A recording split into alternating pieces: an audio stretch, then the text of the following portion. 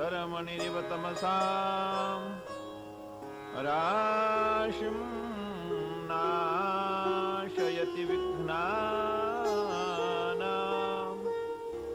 हरिरेव जगदेव हरिः हरितो जगतो नहीं भिन्न तनुः इति यस्य मतिः परमार्थगतिः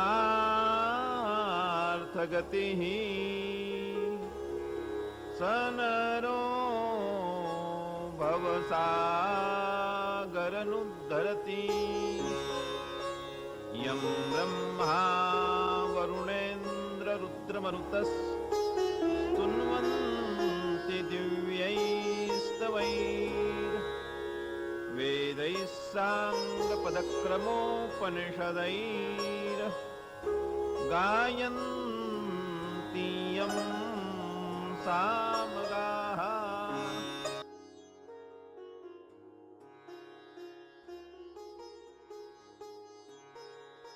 आ गई, उसका अंतःकरण अपने आप सुधर जाता है। और अंतःकरण सुधर गए तो गुरुदेव दूर नहीं, वो दौड़ते दौड़ते आते हैं, सदुपदेश देते हैं और उसका उद्धार करते हो। अहिंसा परमो धर्मः। दूसरे फिर निकले, उन्हें तपस्या करो, तप ही जीवन है, तप पे बगैर कुछ भी होता नहीं। तप से ही अग्नि प्रज्वलित होती है, तप से ही सूर्य नारायण चलते हैं, तप से ही शेष नारायण अपने सिर पर पृथ्वी को धारण करते हैं। यदि तपस्या नहीं होती तो इतनी बड़ी पृथ्वी शेष नारायण धारण नहीं कर सकते थे। क्या क्या क्या गलत दिया उन्होंने, तपस्या दी तो। इसी प्रकार हर शास्त्र ने धीरे धीरे धीरे धीरे साधक को रास्ते में लाया और ऊपर उठाया। तो इतना लंबा चौड़ा आपके पास में क्यों दे रहा हूं? आपके पास हर प्रकार का साधक आएगा, हर एक ऋषि मुनि सिद्ध साधक उनका रास्ता देगा। तो किसी की निंदा नहीं करना हो, सारे के सारे एक पथ के पथिक है। जिस गुरुदेव ने, जिस आचार्य ने, जिस सिद्ध ने, जिस मुनि ने भी जो भी रास्ता दिया अच्छे के लिए, कभी न कभी सारे रास्ते एक होकर के परमात्मा के पास ही इकट्ठे होंगे। नदियां कहीं से भी आए, पूर्व से आए, पश्चिम से, उत्तर से, दक्षिण से, जाएगी कहां? समुद्र में। सारी दुनिया के समुद्र एक है। नदियां कहीं से निकले कहीं भी जाए, आखिरी उन्होंने वही आना है। उसी प्रकार जितने भी महापुरुष हो गए, जितने भी आचार्य हो गए, सबने एक रास्ता दिया। इतना लंबा चौड़ा क्यों कर रहा हूं? ऋषभदेव, ये कौन है? हमारे 24 अवतारों में से 8वें अवतार है। जिस प्रकार प्रभु राम अवतार लेते हैं, जिस प्रकार कृष्ण अवतार लेते हैं, उसी प्रकार वृषभदेव ही हमारे महान अवतारों में से महानतम है। उन्होंने हमें जो दिया बहुत बड़ी चीज है। क्या दिया? प्रथम उम्र के अंदर गृहस्थाश्रम कैसा बढ़िया करना चाहिए। गृहस्थाश्रम जिसका ठीक नहीं, वो आगे भी कुछ नहीं कर पाए। भगवान ने जो ड्यूटी दी है, उस ड्यूटी से देकर के जो भागता है, भगवान कहता है भगोड़े, जो भगोड़ा है वो मुझे प्रिय नहीं। कोई व्यक्ति है, व्यापार के लिए कोई संपत्ति देता है, कहते बढ़िया व्यापार करना, ये दौलत तुम्हें दे रहा हूं। उसी दौलत को जो बर्बाद कर दे तो देने वाला खुश हो जाएगा। उसी प्रकार भगवान ने किसी को गृहस्थाश्रम में रखा, किसी को ब्रह्मचारी में रखा, किसी को सन्यासी दिया, और जहां है उसको ठीक ढंग से नहीं निभाएगा तो भगवान खुश हो जाएंगे? नहीं हो सकते, नहीं हो सकते। त्रिकाला बाधित है। कभी भी अपनी जो ड्यूटी भगवान ने दे के रखी है, ड्यूटी को जो निभाता नहीं, खुश नहीं होंगे। हो तो उन्होंने यही बताया गृहस्थाश्रम कैसा अच्छा करना चाहिए, उस गृहस्थाश्रम का परिणाम क्या है, दुनिया के अंदर उसको क्या फायदा है, सारा बढ़िया मार्गदर्शन पहली उम्र के अंदर दिया।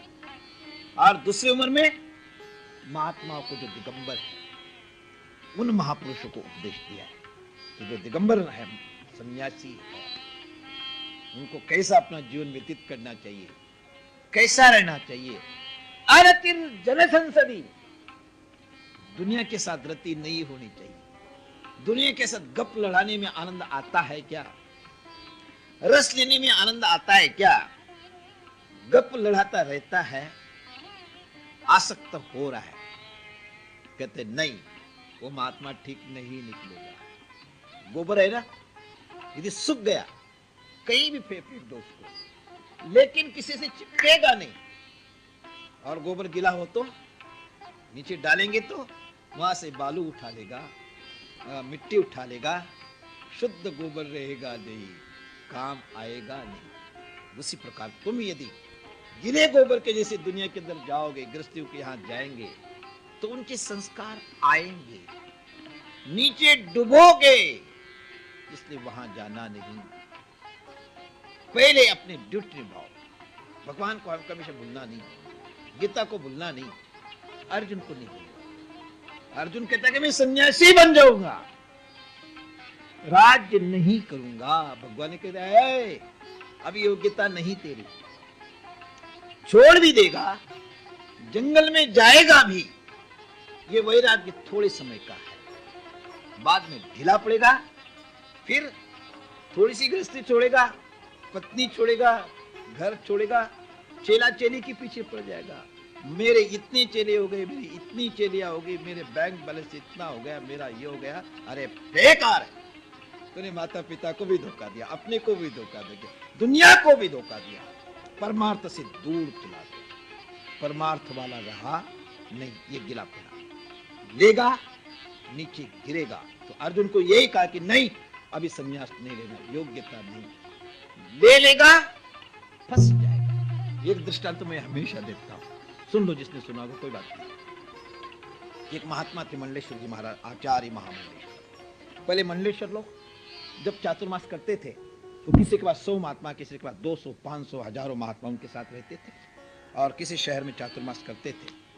चातुर्मास में महात्माओं को उन्होंने वेदांत का अध्ययन करवाना अपने द्वारा। जो सदग्रस्त आते थे उनको भागवत है, पुराण है, इतिहास है, जिसको पढ़ाते थे और जीवन में ज्ञान देना, यही उनका उद्देश्य। महात्मा भी संयमी रहते थे, जो पढ़ाया गुरुदेव ने उसी का चिंतन करना एक काम, शांति उनके पास विराजती थी। रोज गृहस्थाश्रम में अपने धन को पवित्र करने के लिए महात्मा को खिलाते हैं, चकाचक, कभी रसगुल्ला है, कभी चमचम है, कभी जलेबी है, कभी बालूशाही, श्रीखंड छे, राजशाही, बढ़िया भोजन चलता है। तो एक चोर रोज उस रास्ते से गुजरता, कभी चोरी मिल गई तो साथी लोग टिकने नहीं देते थे, छीन लेते थे, नहीं मिली तो मारना पीटना। पता है क्या जिंदगी भगवान के दे के रखी है, सारी समाप्त हो गई, कुछ मिला नहीं। जब महात्माओं को देखा कि आहा, यही जिंदगी अच्छी, मैं भी महात्मा बन जाऊं, तो मंडलेश्वर जी के सामने गए। महाराज, सारे संसार से वैराग्य, संसार फानी लगता है, कुछ भी उसके अंदर नहीं, मैं आपसे संन्यास लेना चाहता हूं। उस समय महाराज जी सात्विक गुण में बैठे थे, भजन कर रहे थे। जब स्वयं सात्विक होता है तो दूसरे को दोष दिखते नहीं, उसको संन्यास दे दिया। देने के बाद वहां रहने लग गया। तो रहते हैं। अब बात क्या है, उसको एक आदत पड़ी हुई है, जब तक मारता नहीं, पीटता नहीं, दूसरे रोते नहीं, आपस में दूसरे को झगड़ा लगाता नहीं, तब तक उसको रोटी पचती ही नहीं थी। अब सन्यासी तो हो गया, लेकिन भूख लगती न थी, भूख लगती नहीं हो, रोटी पचती नहीं। फिर लड़ाई झगड़ा करूं, चोरी करूं, कभी अब तो करना नहीं। वो अंदर से सचमुच महात्मा बन गया है, लेकिन अंदर की वृत्ति जो है वो जा नहीं रही। तो रोटी पचाने के लिए उसने क्या करना, जब सारे महात्मा 10 बजे सो जाते थे, हो जब सो गए तो धीरे से उसने जाना उनके पास में। तो महात्मा को एक चिप्पी होती, काला काला देखा होगा अपने सन्यासियों के पास में, तो चिप्पी और उनकी जो लंगोटी है उसे बड़े प्यार करते हो, किसी को हाथ लगाने देते नहीं। तो धीरे से उसने एक महात्मा की चिप्पी और लंगोटी उठाना, दूसरे महात्मा के पास रख देना, उसका उठाकर तीसरे के पास, चौथे के पास, ये कर देना। और सुबह जब महात्मा उठते थे, अरे मेरी चिप्पी कहाँ गई, मेरा कमंडलू कहाँ गया, फिर उन्होंने ढूंढा और ढूंढने के बाद जब जय मिल जाता था, मिलने के बाद अरे तूने मेरी चिप्पी ले ली, तो करे इसलिए लंगोटी ले ली, फिर मारा मारी चली भाई, पिता पिटी झगड़ा ही झगड़ा। आप मंडलेश्वर जी महाराज परेशान, क्या हो गया, क्या मेरे भजन कम तो नहीं हुआ? महात्माओं के अंदर ये जो कष्ट है, दुख है, जो झगड़ते हैं, इसलिए तो ये महात्मा नहीं बने। ये तो परमात्मा को प्राप्त करने के लिए, सेवा करने के लिए महात्मा बने। और यहाँ मेरे चातुर्मास में उनका मन क्यों बिगड़ रहा है, क्यों झगड़ा कर रहा है? वो इनकी कमी नहीं, ये मेरी कमी है, इस कारण उनका मन बिगड़ रहा है। और मंडलेश्वर जी बेचारे दुखी हो गए। फिर सोचा कि देखा तो जाए, आज सोएंगे नहीं तो जगे रहे। तो ये श्रीमान जब उठे, धीरे से कमंडलों और लंगोटी उठाने लगे। मंडलेश्वर जी महाराज कहा, आ भाई आइया आइया, इधर आ इधर आ इधर, શું થઈ ગયું? आप ये इधर की लंगोटी उधर, उधर का कमंडल उधर क्यों करते हैं? घबरा गया बेचारा। महाराज क्षमा कर दो, क्षमा कर दो, શું થઈ ગયું? वाला आप ऐसे क्यों करते, क्यों करते? महाराज सचमुच मैं ज्ञान प्राप्ति के लिए, भगवान के लिए साधु नहीं बना, नहीं बना। मेरी प्रवृत्ति तो ये थी, मैं महान डाकू हूं, चोर हूं, लेकिन जब सन्यास आपसे लिया, आपके सानिध्य में रहा, अंदर से मैं साधु, मेरे अंदर कोई भी विकार नहीं, लेकिन मेरी जो आदत है, मेरी जो प्रवृत्ति है, मेरे जो संस्कार है, ये छूटे नहीं। भगवान जब तक किसी को मारता हुआ पीटता हूं देखता नहीं, कोई बिलकता नहीं, कोई रोता नहीं, तो मुझे भूख लगती नहीं। भगवान मैं क्या करूं? अब वो तो कर नहीं सकता, इसलिए ये काम कर लेता हूं, इधर की लंगोटी उधर, उधर का कमंडल उधर कर लेता हूं। महात्मा झगड़ते हैं, भूख लग जाती है यार, बढ़िया खा करके सो जाता हूं। प्रकृति स्थान में, प्रकृति तुम्हें मजबूर करेगी, महात्मा नहीं बनने देगी। इसलिए जहां जिस जगह पर हो, भगवान ने जो ड्यूटी देखी रखी है, उसी के अनुसार यदि चले, मोक्ष दूर नहीं, परमात्मा दूर नहीं, एकदम सन्निकट है। उसी प्रकार वृषभदेव महाराज, भगवान वृषभदेव, उन्होंने गृहस्थ आश्रम बढ़िया कैसा चलाना चाहिए वो उपदेश, और साधु सन्यासी महात्मा को कैसा अपना जीवन व्यतीत करना चाहिए वो उपदेश दिया है। पूर्वाश्रम के अंदर, गृहस्थाश्रम के अंदर शादी विवाह किया, प्रजा को ठीक पुत्रवत पाला, और 101 लड़के, 100 लड़के पैदा किए। कितने? आज यदि एक या बे त्रीजा नहीं, उसी में घबरा जाते हो। पहले ब्राह्मणों के पास कोई आता था ना, तो मैं देखता था, उनको कोई नमस्कार करते थे तो आशीर्वाद क्या देते थे? अष्टपुत्री भवो, अष्टपुत्र पुत्रवती भवो, 8 पुत्र वाली बनो, पुतो ना हो, ऐसा ऐसा कुछ है। छोड़ छोड़ उसको, खूब लड़के होने चाहिए, खूब लड़कियां होनी चाहिए, संसार की सेवा करनी चाहिए, इस प्रकार मस्त रहते थे हो। लेकिन आज ये कथा करूंगा और बाहर रोड पर किसी को पता चल जाएगा तो मुझे पकड़ के ले जाएगा। ओ बाबा कहते कि 100 बच्चे पैदा करो, दुनिया नो सूत से हो। छोड़ो, समय समय की बात है, बहुत खराब है। भ्रूण हत्या, इसके जैसा पाप दुनिया के अंदर है नहीं। भ्रूण हत्या करने का प्रचार हो रहा है, अरबों रुपए खर्चने के लिए प्रचार हो रहा है। हो शास्त्र के अनुसार जीवन चलाने का कह नहीं रहे। 4 आश्रम है, संयम से रहो, वानप्रस्थी बनो, सन्यासी बनो, भगवान का भजन करो, सब ठीक रहेगा। 25 साल के बाद शादी करो, 50 के अंदर महात्मा के पास चले जाओ, कहां बढ़ेगा? कुछ बढ़ने वाला नहीं, 2 या 3 ही रहेंगे, लेकिन पाप नहीं होगा। सृष्टि अच्छी ढंग से चलेगी, प्यार से चलेगी, लेकिन इसको कोई भी नहीं मानता है। हो इसलिए आज दुख हो रहा है, अकाल है, अकाल हो रहा है, सब कुछ हो रहा है, कष्ट हो रहा है, सब कुछ हो रहा है। हाँ, ला बेन ला, बैठ जा, हाँ, ला चल।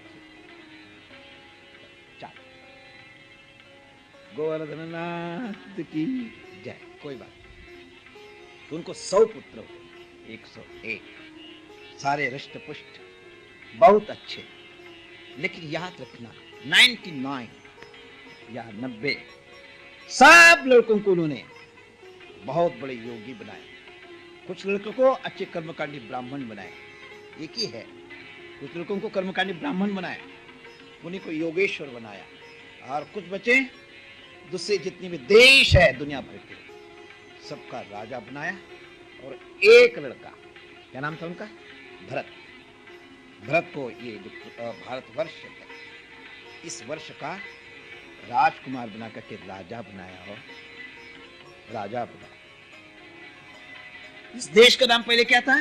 किमपुरुष, अजनाब, ऐसे अलग अलग नाम थे अपने देश के। लेकिन भरत का राज्य अभिषेक होने के बाद इस देश का नाम भारतवर्ष पड़ा। हो कई लोग जो पुरान इतिहास को नहीं जानते, वो दुष्यंत का जो लड़का जो भरत था उसके अनुसार इस देश का नाम भारत पड़ा, लेकिन वो आजकल का था, ज्यादा दूर का नहीं। दुष्यंत ये बहुत दूर के, बहुत दूर के, राम जी के भी पहले के है।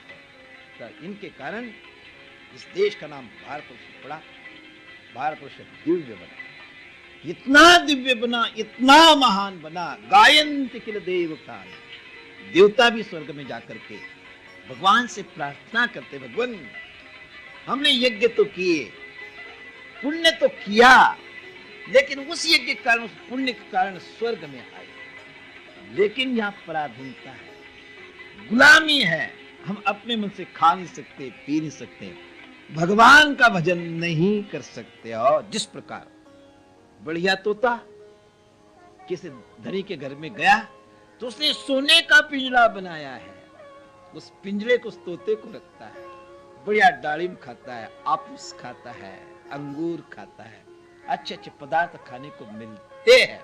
और दूसरा तोता है खाने को कुछ भी नहीं मिलता है, पान पत्ता खा लेता है बेचारा, लेकिन आजाद है, एक डाली से उस डाली को जाता है, स्वच्छ जल पीता है, मस्त है, उसको जो आनंद है वो सोने के पिंजरे के अंदर है नहीं। वही देवता लोग कहता है भगवान ये भारतवर्ष इतना महान है, इतना पवित्र है, वह आनंद ही आनंद है, और हम स्वर्ग में बंद है। भगवान प्रार्थना है हमको नीचे भारतवर्ष में चलना, हम संतों का, सतियों का, महापुरुषों का दर्शन करे, ठाकुर जी का पूजन करे, गंगा में स्नान करे, यमुना में स्नान करे, यही रात दिन भगवान से प्रार्थना करते हो।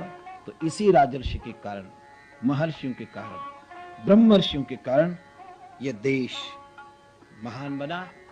तो अब वो वृषभदेव लड़के को देख लिया कि बढ़िया राज कर रहा है, प्रजा में किसी प्रकार का दुख नहीं, किसी प्रकार का कष्ट नहीं, समय पर वर्षा होती है, समय पर धूप आती है, समय पर ठंड आती है, 6 ऋतु आती है, सारे सुखी है। ये देखने के बाद उन्होंने संन्यास और घर द्वार छोड़ करके चल पड़े। तो अब बात यह है, कटु सत्य छे हो, घबरा सो नहीं। महापुरुष उनकी हर चीज सिद्ध होती है, लेकिन जनता उनको छोड़ती नहीं, बड़ा कठिन है।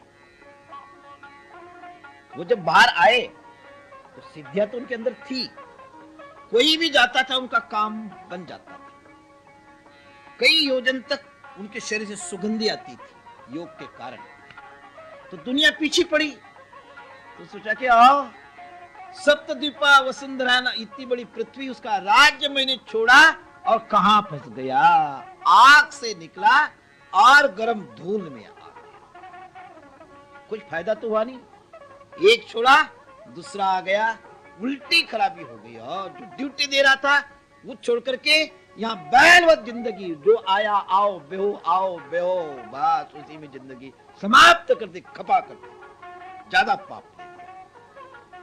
तो सारी दुनिया पीछे पड़ती है, छोड़ती नहीं। ये कहानी बता दूं, थोड़े में बता देता हूं। एक महात्मा थे, नागा महात्मा। तो जहां महात्मा जाते लोग श्रद्धा के लिए आते हैं। एक व्यक्ति था, उसको लड़का नहीं होता था, रोज खाना पीना लाना, सेवा करना।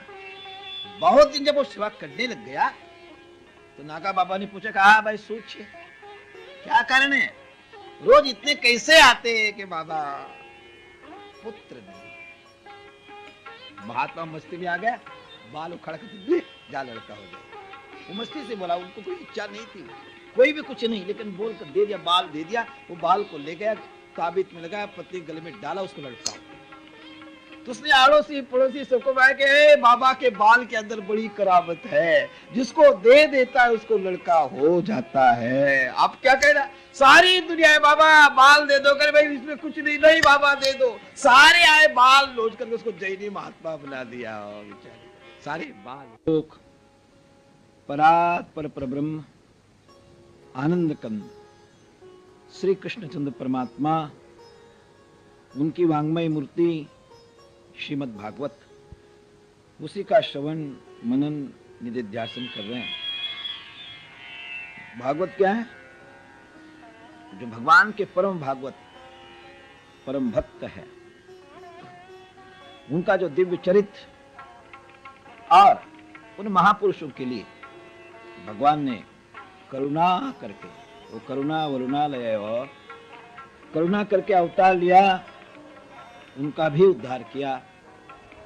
और उनके साथ जैसी भी जैसी भक्ति थी, उस भक्ति के अनुसार उनका भी उद्धार किया। और केवल भक्तों का उद्धार करने के लिए, संतों के दर्शन के लिए ही भगवान अवतार लेते हो, इसमें तनिक भी संदेह नहीं। प्रातःकाल अपना विषय चल रहा था, वृषभदेव महाराज, प्रायः सारा चरित्र बताया। वृषभदेव ने महाराजा भरत को राजगद्दी दी। राजा किसको कहते हैं? राज्य किसको कहते हैं? राजनीति किसको कहते हैं? राजदीप्तो, जिसका प्रकाश सारे राज्य में फैले, जिसके प्रकाश के अंदर कोई भी खराब गुण न आए, प्रजा अपने अपने धर्म पर अटल रहे, अपने कर्तव्य को पालन करे, परमात्मा का स्मरण करे और साथ साथ अपना जीवन सुधारे। इस प्रकार के संस्कार जिसकी गद्दी पर बैठने के बाद अपनी प्रजा के अंदर अपने आप आ जाता है, वही राजनीति और वही राजधर्म है। महाराजा भरत राजगद्दी पर बैठे हैं और उनके पिता श्री वृषभदेव चल पड़े जंगल में। उनको अष्ट सिद्धियां प्राप्त थी। जहां वो रहते हैं सारा सुख ही सुख है, और जहां सुख है वहां दुखी लोग अपने आप आ जाता है। जहां पेड़ है जिसके ऊपर फल है, तो फल खाने वाले आते हैं, तो सारे प्यार से उन फलों को लेते नहीं। कोई पत्थर भी मारता है, कोई कुछ करता है, कुछ करता है, पेड़ सहता जाता है। तो सिद्धियों को देखने के बाद लगा कि आओ, ये परमार्थ में बाधा है और भगवान की तरफ जाने देंगे नहीं। तो परीक्षित भगवान आचार्य को कहते हैं, शुकाचार्य को, कि भगवान अष्ट सिद्धियां उनको प्राप्त थी, ठुकराया क्यों उन्होंने? पास में रखना चाहिए ना। तो शुकाचार्य कहते हैं कि भाई ठीक है, लेकिन मुनिराम बड़ा खराब है। महाराज महात्मा ऊंची श्रेणी जाने के बाद भी, महापुरुषों की श्रेणी जाने के बाद भी इस मुनिराम पर भरोसा रखते नहीं। वो किस समय धोखा दे देगा और नीचे गिराएगा, उसका कुछ पता नहीं हो। इसलिए मन को बढ़ाने वाली जो सिद्धियां है उनका उन्होंने अंगीकार किया नहीं। सोचा अब यहां इस जंगल में रहेंगे तो सारी दुनिया आएगी, ठीक नहीं रहेगा, विक्षेप होगा। महापुरुषों के लक्षणों में भगवान गीता में कई प्रकार के लक्षण बताते हैं। उसमें से मुख्य लक्षण क्या है?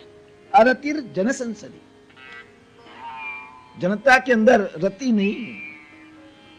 एकांते सुखमास्यता, एकांत में सुख से बैठते हैं, आत्मचिंतन करते हैं और भगवान का चिंतन करते हैं।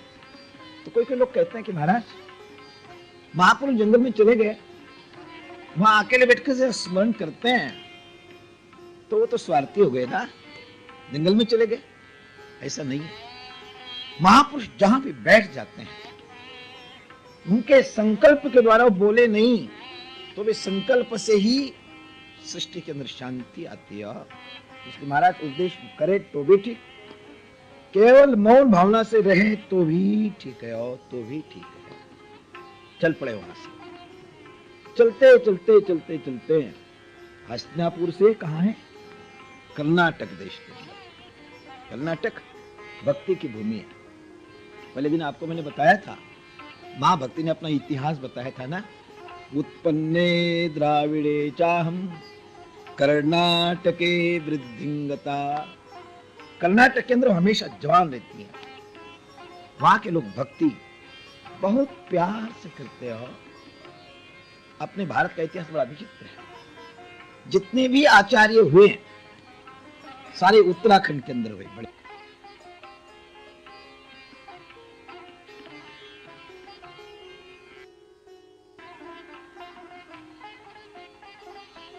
तो भाई हो, कोई भी हो, यदि वह गुस्से में है तो उस समय उपदेश नहीं करो।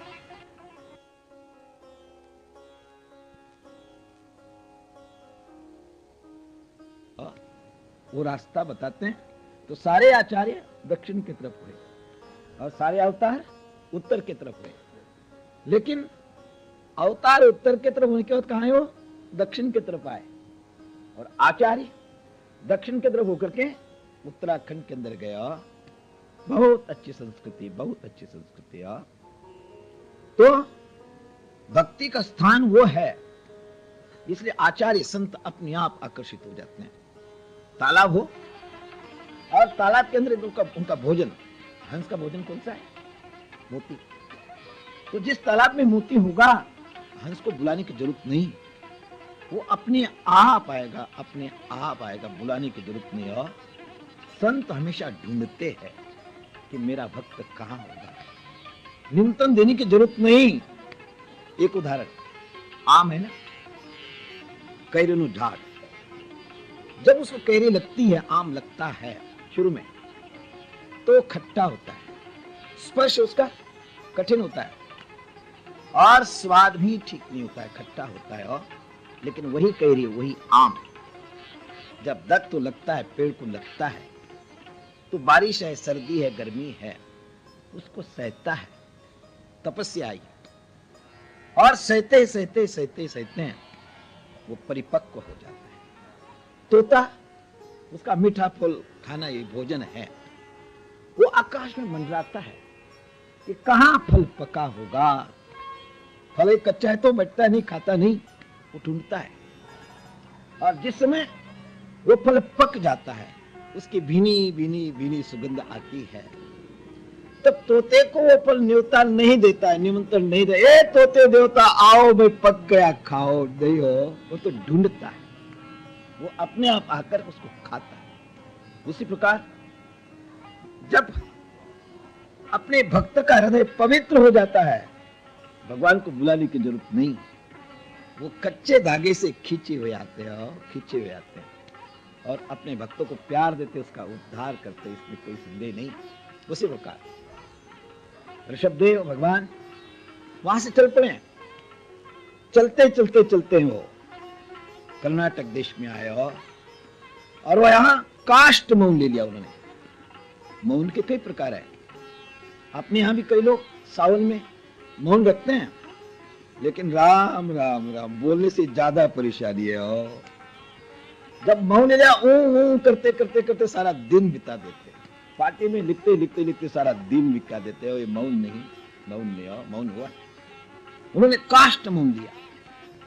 कई लोग लकड़ी से अपने जीभ को बांध लेते हैं और कई लोग पत्थर अपने मुंह में रख लेते हैं, बोलना ही नहीं, सोचना ही नहीं। और पत्थर ले लिया उन्होंने अपने मुंह में, वहीं पड़े रहे। लोग शरीर का उपभोग करें, जंगल के अंदर ही शरीर छोड़ देते हैं, ताकि चलते समय दिमाग में कोई ना है, सामने ना आए। हो सकता है मुनिराम खतरा को उत्पन्न कर दे। तो वहां जंगल में आग लगी है, वही पत्थर मुंह के अंदर है, वही शरीर उन्होंने छोड़ा है। चलते समय कर्नाटक देश का एक राजा है, उन्होंने उससे मंत्र लिया, अरहन नाम का मंत्र लिया, जाओ इसको तुम जपना आपका उद्धार होगा, मंत्र देकर उन्होंने शरीर छोड़ दिया हो, तो वहीं से जैन धर्म चला। 24 अवतार इधर माना जाता है और उधर 24 तीर्थंकर मानते हो। तीर्थ मतलब पवित्र, जिनके पास जाने के बाद अंतःकरण अपने आप पवित्र होता है, किसी प्रकार का विकार आता ही नहीं है। वही तीर्थंकर है, वही आचार्य है। तो उन्होंने उस मंत्र लेकर के सारे दुनिया के अंदर वो जैन संप्रदाय वहां से चला। अच्छा है, लेकिन अगर आगे चल करके व्यवहार भी थोड़ा सा ठीक है, जो महापुरुषों का आचरण है वो प्रवृत्ति वालों ने ले लिया, इस कारण कठिनाई गई जा रही। तात्पर्य कोई अलग नहीं, कोई भी संप्रदाय एक मूल सनातन धर्म का ही अंग है। महापुरुषों ने समय समय आने पर जहां जहां जिस चीज की आवश्यकता है उसी प्रकार का उपदेश दिया और जनता को परमार्थ के रास्ते में लगाया। और इधर भरत ने अच्छे ढंग से राज्य किया और जब समय आया, शास्त्र कहता है चिपक के में नहीं बैठो, हर चीज करनी है, लेकिन समय समय पर उसको करके आगे बढ़ना है। यदि रुक गए तो उनका भाग्य रुक जाएगा। समय आने के बाद वानप्रस्थाश्रम संन्यास लिया और तपस्या के लिए चल पड़े। मनुष्य जीवन के लिए बताया गया तप एव कुर्यात्, केवल शरीर तपस्या के लिए, दूसरे किसी काम के लिए नहीं। दुनिया के भोग पता नहीं किसके शरीर में हमने कितना कितना किया, उसके लिए शरीर नहीं हो। शास्त्र कहता है आहार निद्रा भय मैथुन सामान्य में तत्पशुभिर समानम। खाना पीना उठना संतति पैदा करना ये तो जानवर भी करते हैं, और वही हम करने लगे तो कोई फर्क उनके अंदर हमारे अंदर नहीं रहेगा। और पूंछ और सींग को व्यतिरिक्त जिसके अंदर कुछ भी नहीं, वो जानवर ही माना जाता है। यहाँ यही है, यहाँ परमात्मा का चिंतन करना, भगवत साक्षात्कार करना, यही मनुष्य जीवन की विशेषता है। और तो जब समय आया उन्होंने संन्यास लिया, और संन्यास लेने के बाद कहां गए? पवित्र जगह पर जाना चाहिए इंसान को, जहां भी रहेंगे उसका वातावरण का प्रभाव मनीराम पर पड़ता है। तो एक पवित्र नदी गंगा, उसका नाम क्या है? गंडकी। वो नेपाल में निकलती है, मुक्तिनाथ धाम उसका नाम है। भगवान अभी भी वहां विराजमान है शालिग्राम के रूप में।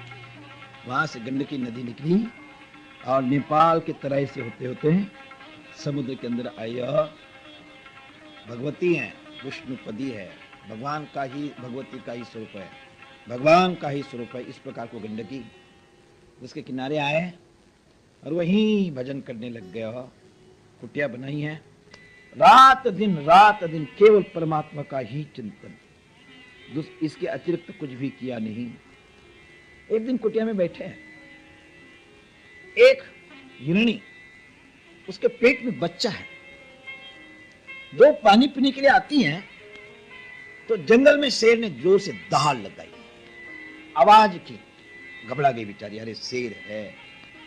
जब घबराई तो उसका वो छलांग लगाई उसने और पेट का बच्चा नीचे गिर गया। वो तो भाग गई, इनको दया आ गई, उस बच्चे को उठाया, साफ सुथरा किया और अपने कुटिया में रखा। दूध पिलाने गए, दूध पिलाते पिलाते जब खाने लायक हुआ उसको खिलाने लग गए, बड़ा हुआ। अब उस समाधि के अंदर बैठते हैं, भजन करना चाहते हैं, लेकिन मन के अंदर वो बच्चा आ जाता है कि ओ मेरा हिरण कहाँ गया होगा, उसने खाया होगा या नहीं, पिया होगा या नहीं, चिंतन शुरू हो गया। हो कौन है ये? सप्तद्वीपा वसुंधरा, संपूर्ण पृथ्वी का राजा, सारे भोग प्राप्त है, लेकिन ये दया उत्पन्न हुई और भजन समाप्त हुआ। दया करनी चाहिए, सर्वभूत मात्र से दया करनी चाहिए, लेकिन अति सर्वत्र वर्गे। ज्यादा दया कर दे तो डाकन को भी खा जाते हो। समय समय पर हर चीज अच्छी लगती है। साधना के क्षेत्र के अंदर सब कुछ छुपता है, लेकिन ये आशा पास ऐसी भयानक है, वो छोड़ती नहीं। महाराजा भर्तृहरि बढ़िया राजा थे, अच्छा शासन करते थे। एक दिन बैठे हैं तो किसी ने एक अमर फल ला करके उसको दे दिया। कहते राजन, ये हम अमर फल आपके पास रहेगा तो कोई कठिनाई आएगी नहीं। मैं सोचा कि हाँ, मैं तो खाली राजगद्दी पर बैठता हूं, मुझे इसकी ज्यादा जरूरत नहीं। मेरे प्रधानमंत्री सारा कार्य संभालते हैं, उनको कठिनाई जाती होगी, उनके पास ये चीज रहेगी तो राज्य शासन अच्छा करेंगे। तो उसने अपने मंत्री को दे दिया। मंत्री ने राजा की रानी को दे दिया। राजा की रानी का प्रेम और किसी के साथ था, उसने उसको दे दिया। उसका प्रेम शहर के जो नृत्यिका है, नाचने वाली है, उसके साथ था। कहते इसके पास रहेगा तो बहुत अच्छा रहेगा, इसको दिया। और वो जो नाचने वाली थी उसका प्यार राजा के साथ था। कहते आओ, ये अमर चीज है, राजा को दूंगी तो राज्य अच्छा चलेगा, किसी को कष्ट होगा नहीं। तो वो फल ला करके उसने भरतरिया के हाथ में दिया। उसके हाथ में जब वो फल आया, वैराग्य हो गया। धिक्तांच मांच इमांच मदनांच, सबको धिक्कार है, वैराग्य हो गया। संन्यास ले लिया, चल पड़े जंगल के अंदर। यह आसनेषु शिष्य तुम्हें शरीरा, इस आसन पर मेरा शरीर सूख जाए, गल जाए, कट जाए, जब तक आत्म साक्षात्कार नहीं होता उठूंगा नहीं। बैठ गया, बहुत तपस्या की। एक दिन भ्रमण करने की इच्छा हुई, उठे हैं, चल पड़े। घना जंगल था, तो एक सूरज की किरण उस पत्तों के में से चन करके नीचे आ रही। वहां ध्यान गया उनका, तो सोचा कि आओ, लाल पड़ा है, एक रत्न होता है लाल, उठा लूंगा, काम आएगा, झोली में रख लूंगा। जब उठाने के लिए आए हो, जब उठाते हैं तो वहां कोई पदार्थ गिरा था लाल लाल, रत्न नहीं था। उसको उठाते ही हाथ लाल हो गया, गंदा हो गया। तो सोचते कि आशा न जीर्णा वयमेव जीर्णा, मेरी आशा बुढ़िया बनी नहीं, खत्म हुई नहीं, मैं बुढ़ा हो गया। आशा न जीर्णा वयमेव जीर्णा, आहा भोगा न भुक्ता वयमेव मुक्ता, मैंने भोगों को भोगा नहीं, भोगों ने ही मुझे भोग लिया और मैं समाप्त हो गया। बहुत कठिन है। उसी प्रकार महाराजा भरत सोचते कि वहां हिरण आया, उसी का चिंता करते करते करते करते भजन छूट गया। हो जिस काम के लिए चले थे हम ना, चले थे हरि भजन को, औटने लगे कपास, कबीरा कहते हैं भजन करने के लिए चले थे, शांति के लिए चले थे, परमात्मा की प्राप्ति के लिए चले थे ना, चले थे हरि भजन को, औटने लगे कपास, छूट गया। इतने में यमराज आ गए उनके सामने और कहते महाराज, समय पूरा हुआ, जितने सांस आपने को दिए थे वो सांस समाप्त हो रहे, चलो इस शरीर को छोड़ना है। कहते रुक जाओ, मेरे हिरण का क्या होगा, मेरे हिरण को ले लो। यमराज कहते कि महाराज काम थे, चालो। उठाया, ले चले। अंतमति कहां रही, वो हिरण के साथ रही। अंतमति वैसी गति, अपना संभालो। कहां कहां ये मनीराम अटका है, क्या क्या चीज उसके अंदर भरी हुई है, और आखिर अवस्था में क्या आएगा, कुछ भी पता नहीं, कुछ भी पता नहीं। कैसी गति होगी समझ में नहीं आता है। इसलिए परमात्मा का चिंतन जब भी समय मिले करना है, और करना हिरण बन करके आए। इतना कठिन है, इतना त्यागी, उसको भी मनीराम धोखा देता है। और हिरण बन करके आए, लेकिन भजन का प्रभाव छूटता नहीं। आखिरी उनको याद रहा, पहले जन्म में राजा था, मेरे पिताश्री इतने महान थे, भगवान थे, और हिरण के चिंतन से, हिरण के अहंकार से मुझे हिरण बनना पड़ा। अब ऐसा होने नहीं दूंगा। वही गंडकी के किनारे पड़े रहते हैं, गंडकी की धारा चल रही है जोर से, वहां से बौछारे आते हैं, उसी ठंडक में पड़ते हो और परमात्मा का चिंतन करते हैं। पेट है, भूख लग जाती है तो पेड़ के हरे पत्ते नहीं खाते, वो सोचते हैं हरे पत्ते के अंदर भी जीवात्मा है, हिंसा हो जाएगी, इसलिए जो पत्ता अपने आप गिर जाता है सूखा हुआ, उस पत्ते को खाते हैं।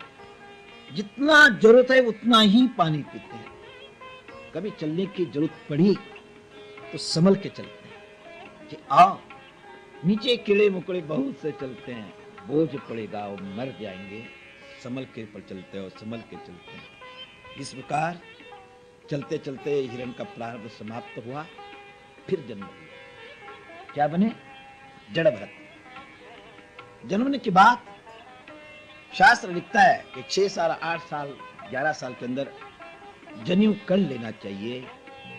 पिता ने जनेऊ किया, गायत्री मंत्र का जप दिया, लेकिन उनको गायत्री आती ही नहीं। पिताजी पढ़ाते पढ़ाते पढ़ाते थक गए, लेकिन उनको गायत्री आई नहीं।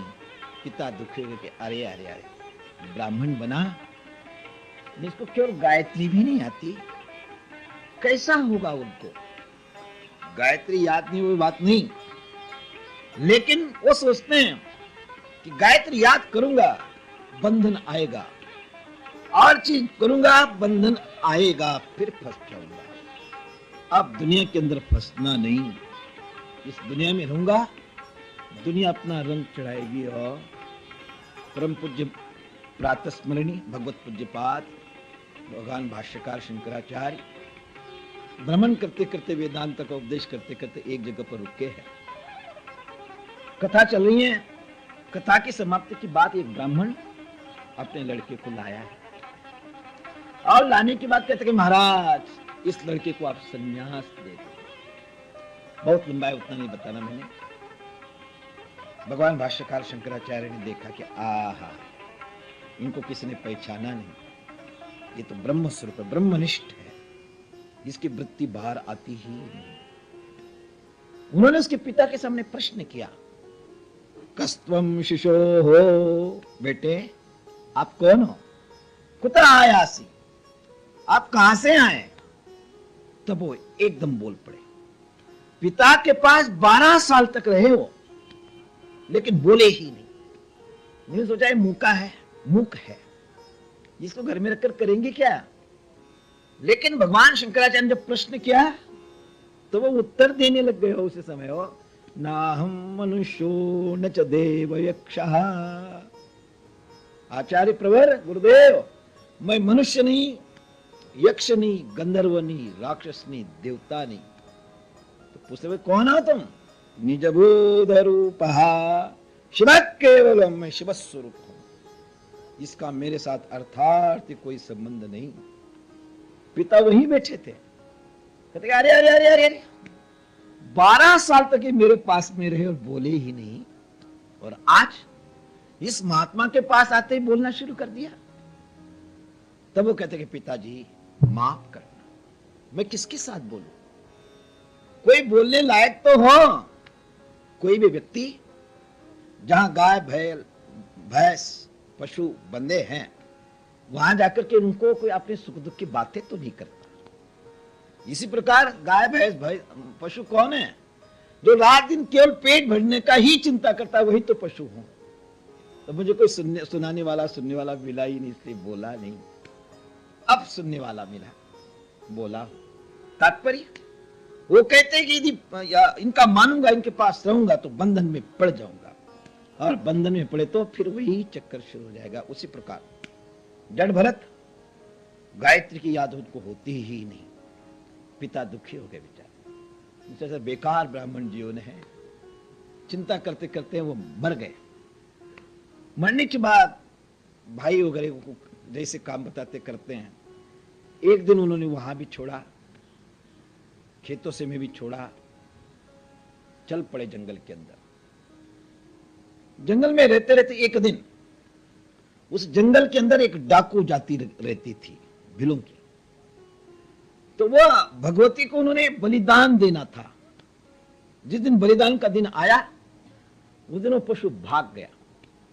तो उन्होंने राजा ने कहा लाओ किसी को पकड़ करके।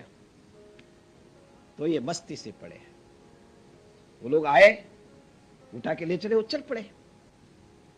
और जब भगवती के सामने लाया है, उसको स्नान इत्यादि किया, बढ़िया पदार्थ खिलाए, अच्छे कपड़े पहनाए, बहुत तेजस्वी और सुंदर लगने लग गया। और जिस समय बलिदान का समय आया है और उनके पुरोहित ने वहां मंत्र लिखा खड़गे के ऊपर, अरे वो मारना ही चाहता है, उतने में भगवती से नहीं रहा गया और मां जगदम्बा से नहीं रहा गया। वो मूर्ति से निकली है, नाचने लगी, चिल्लाने लग गई।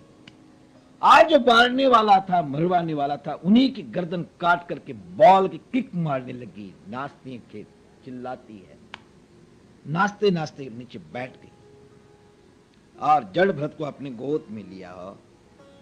लेने के बाद क्षमा मांगती कि महात्मन बहुत गलती हो गई, आपको बहुत सताया गया, पहले ही मुझे आना था, प्यार किया, उनको छोड़ाए, मां चलेगी। फिर भी वो आगे चले, जंगल के अंदर मस्ती से रहने लगे। एक समय की बात है, अपने यहां सिंध देश है, दुर्भाग्य है कि आज उसको हम अपना नहीं कह पा रहे।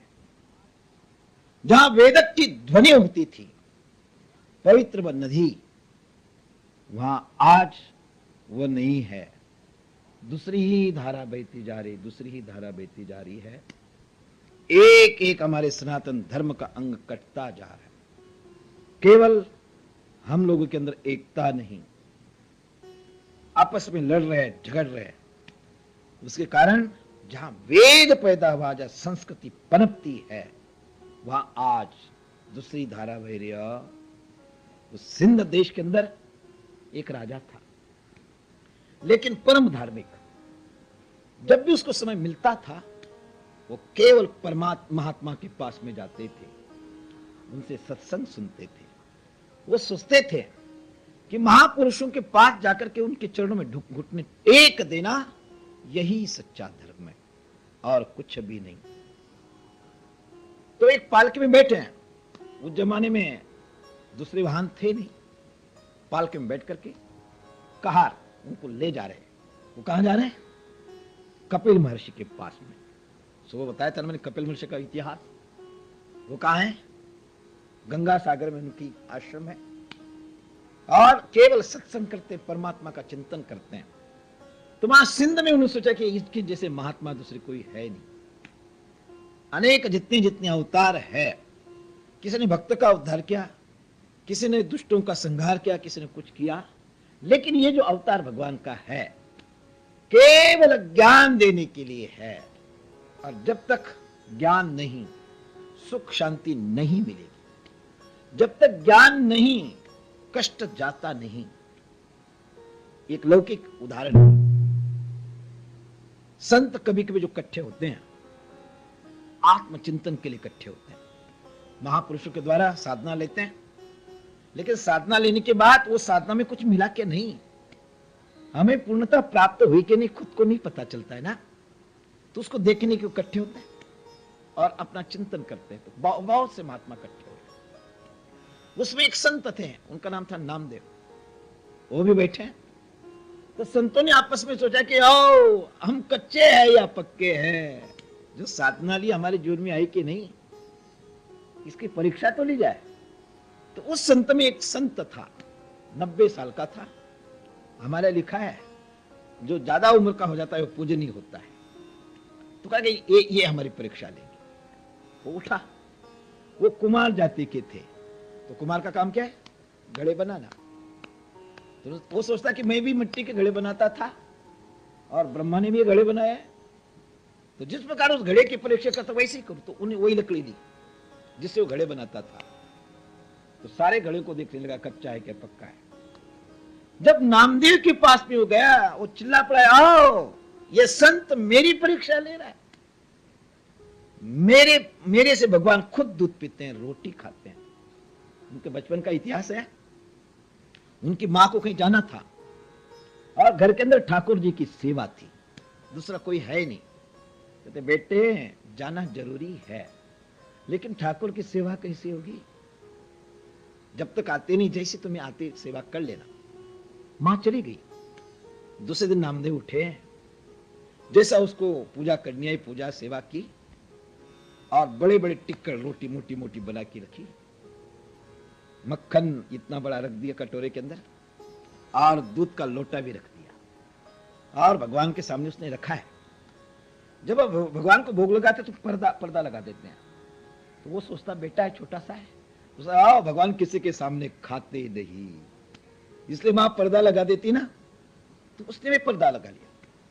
तो पर्दा लगाने का तात्पर्य क्या है कि जो भी हमने पदार्थ भगवान को निवेदन करते हैं और भगवान के सामने रखने के बाद जो अपना इष्ट है, उस इष्ट का जो मंत्र है पूरा नहीं बोला जाता, उसका बीज मंत्र 11 माला जब तक पूरी होती नहीं तब तक उस भोग को उनके सामने रखा जाता है, और 11 माला जप करने के बाद फिर पर्दा हटाया जाता है। लेकिन छोटे बच्चों को क्या पता, उसके मन में भगवान किसी के सामने खाते नहीं, उसने पर्दा लगा दिया, बैठ गया। जब समय हुआ उनसे आओ भगवान खा लिए होंगे, पर्दा हटाया, हटाने के बाद दूध भी उतना है, मक्खन भी उतना है, और रोटी भी वैसी की वैसी रखी है। उसको क्या पता, वो सोचता कि माँ रोज खिलाती है, भगवान खाते हैं, लेकिन आज भगवान ने खाया नहीं, रोने लगे, भगवान मुझे सेवा करनी नहीं आई, पूजा करनी नहीं आई, इसलिए आप नाराज हो गए क्या? मुझे रोटी बनानी नहीं आई इसलिए आप नाराज हो गए क्या? भगवान क्षमा कर देना और खा लो। पता नहीं मां कल आती परसों आती है, काम बढ़ता भी घटता है। यदि उसको ज्यादा समय हो गया और आप नहीं खाओगे तो कमजोर हो जाओगे ना, और यदि आप कमजोर हो गए तो मां मुझे पीटेगी मारेगी, इसलिए भगवान खा लो। भगवान खाते ही नहीं। फिर बाल है, छोटा है, वो बैठ गया नीचे, और बैठने के बाद कहता है भगवान याद रखना दुनिया में 3-4 हट है। कौन से? बाल हट, योगी हट और राजा हट, चलो, और अरे रामदेव का हट। सबको उनके सामने झुकना पड़ता है। वो बैठ गए हट करके, भगवान को भी नीचे आना पड़ा। उसके हट के सामने भगवान आए हैं और प्यार से वो मक्खन रोटी खाने लग गए, दूध पीने लग गए। जब रोटी खाते खाते रोटी आधी हो गई तो बच्चा कहता भगवान बस बस बस, ज्यादा खाना नहीं, मैंने एक ही रोटी बनाई है, आधी आपकी है और आधी मेरी है। भगवान कहते कि नामदेव खाने दे, बहुत भूख लगी। कहते नहीं भाई अभी नहीं खाना, आपको ज्यादा खाना है तो रात को रोटी ज्यादा बनाऊंगा, लेकिन अभी तो आधी ही खाओ। यही प्रक्रिया चलती रही आज तक। और जो संत, वृद्ध संत उसके पास में आया, चिल्ला पड़ा, कहते मेरी परीक्षा लेने चले, मैं तो भगवान का लाडला और रोटी मेरे से खाता है। सारे संतों ने कह दिया ओ कच्चा रे कच्चा, ये कच्चा है। बड़ा गुस्सा आया, सीधा उठ करके अपने ठाकुर के पास में आए और भगवान को कहते कि भगवान सारे संतों ने मुझे कच्चा बना दिया, क्या मैं सचमुच कच्चा हूं? भगवान कहते नामदेव सचमुच आप कच्चे। कहते भगवान आपने मुझे कच्चा रखा? भगवान कहते कि नामदेव कच्चा बनाना पक्का बनाना ये मेरा काम नहीं। तो पूछते कि आपका काम क्या है? तो भगवान कहते कि ये यथा माम प्रपद्यन्ते तथैव भजामि, जो मेरे पास जिस भावना से आता है वही मैं देता हूं, अपनी तरफ से कुछ भी देता नहीं। भगवान फिर रास्ता कौन बनाता है? कहते वो संत। भगवान फिर आप रास्ता बताओ। कहते देखो वहां एक नागा महात्मा फक्कड़ है, कुछ लेना न देना मगन न रहना, वाह मस्ती से पड़े रहते हैं, उनके पास जाओ। जब नामदेव चल पड़ा तो संत ने देखा कि ओ ये कच्चा पक्का देखने के लिए आ रहा है ना, तो भगवान का श्री विग्रह था वहां, शिवलिंग। अपने दोनों पैर उठाए और शिवलिंग के ऊपर रख दिया और लेट गए मस्ती से। नामदेव आया और देखता है कि अरे ठाकुर जी ने किस नास्तिक के पास भेज दिया, जो भगवान के ऊपर पैर रख करके लेटा हुआ है। दूर खड़ा हो गया, ऐसे नास्तिक के पास क्या जाओ, ए बूढ़े, तुम्हें लज्जा नहीं आती? भगवान के ऊपर पैर रख दिए। तब कहते नामदेव तो जवान है भाई, मैं बूढ़ा हो गया, चलते समय में गिर गया, तेरे ठाकुर पर मेरे पैर आ गए, एक कृपा कर, ये मेरे जो पैर है उठा, और जहां आपके भगवान नहीं होंगे, ठाकुर नहीं होंगे, वहां मेरे पैर रख देना। तो पैर उठाए उसने, जब रखता है वहां भी श्री विग्रह तैयार हो जाता है। 10 जगह पर उसने उस संत को घुमाया, जहां जहां पैर रखता है वहां वहां भगवान प्रकट हो जाते हो। तब उसकी आंख खोले कि आओ, आज तक जो मेरे मंदिर के अंदर, ठाकुर द्वारा के अंदर भगवान है, उसी को मैं भगवान मानता था और जगह दुनिया मानता था। लेकिन भगवान तो सर्वत्र है, सब जगह पर है। सर्वम खलविदम ब्रह्म, पश्चाताप हुआ, साष्टांग दंडोत करते हैं। संत ने उसको तत्वमसि महावाक्य का उपदेश दिया, समाधि लग गया, उसी के ध्यान में तत्कथनम तत्चिंतनम अन्योन्यम तत्प्रबोधनम, उसी स्थिति में रहते रहते रहते एक दिन द्वादशी थी, वो रोटी बनाता है चूल्हे पर, गैस नहीं थी उन दिनों में, 3 पत्थर रख दिए, रोटी बनाता जा रहा है और रोटी तैयार होने का एक एक रखता जा रहा है। भगवान ने सोचा संत तो पूर्ण हो गया, लेकिन दुनिया को तो दिखाना चाहिए ना, तो भगवान ने श्वान का रूप धारण किया, कुत्ते का। एक रोटी उठाई और भगवान भागने लग गया। नाम ने देखा कि प्रभु मेरी परीक्षा लेने के लिए आए। उसने घी की कटोरी उठाई और भागने लगे, भगवान रुको रुको रुको रुको, सूखी रोटी खाना नहीं हो, यदि सूखी रोटी खाओगे तो आपके पेट में दर्द हो जाएगा। भगवान रुक गए, आज परिपूर्णता आई। कितनी भी भक्ति हो, कितनी भी उपासना हो, कितना भी कर्म कांड हो, जब तक जीव ब्रह्म ऐक्य नहीं होता, ग्रंथ ग्रंथि भेदन नहीं होता, शांति आएगी ही नहीं, नहीं आएगी। और ये नहीं तब तक कुछ भी नहीं। अनुभव केवल गुरु कृपा से मिल सकती, भगवान की कृपा से मिल सकती, अन्यथा नहीं मिलेगी। और नहीं मिलेगी। ऊपर से भले ही बड़े बड़े उर्मियां आए, लाटें आए, लेकिन थोड़ा सा नीचे जाएंगे ना, समुद्र के अंदर कोई हलचल नहीं। उसी प्रकार महापुरुषों के अंदर कोई हलचल नहीं होती। सत्यम शिवम शांतम अद्वैतम, अपने अद्वैत के मस्ती के अंदर वो रहते हैं और मस्त रहते हैं, बैठे हैं। तो वो राजा जो संत दर्शन के लिए जा रहे हैं, सत्संग के लिए जा रहे हैं, तो उनका एक कहार कमजोर हो गया, भाग गया, मर गया, कुछ भी हो, 3 रहे, पाल के नीचे रख दी गई है। तो राजा को भगवान एक नहीं है, कहते ढूंढो कोई दूसरा, पकड़ के लाओ, पालके में जोतो। तो जब दूसरे कहार ढूंढने गए तो ये महात्मा ही बैठे थे। महापुरुष कहते क्या, कभी घी घड़ा, कभी मुट्ठी भर चना, और कभी वह भी बनाओ।